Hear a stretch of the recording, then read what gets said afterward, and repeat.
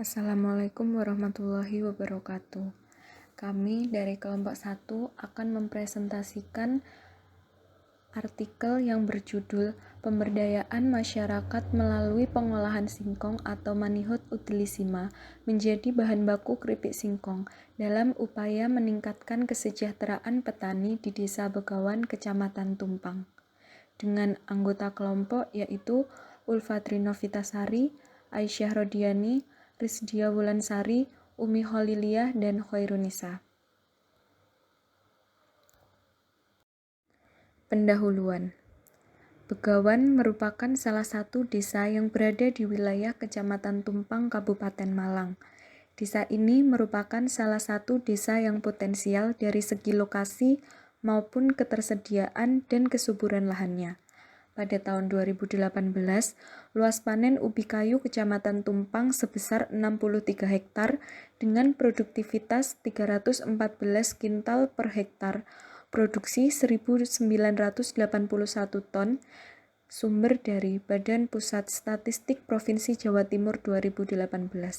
Hal ini menunjukkan tanaman singkong merupakan komoditas yang cukup potensial di desa ini.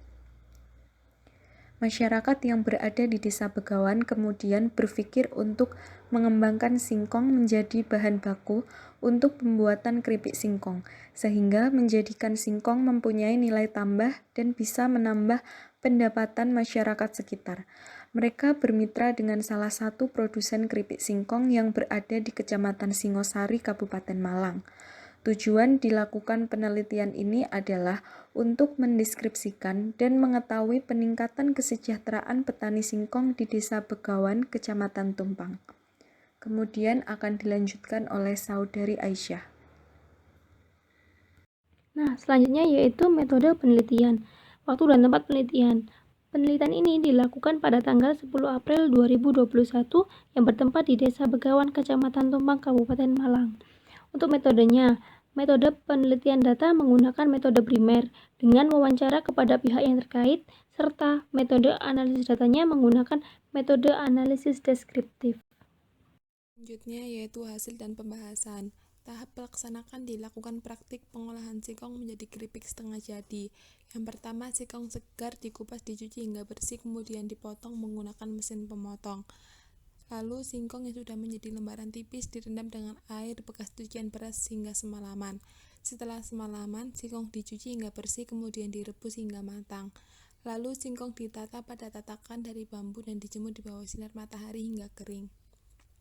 Proses pengeringan, warga mengambil singkong yang sudah direbus kemudian dibawa pulang ke rumah dan dikeringkan di rumah warga masing-masing.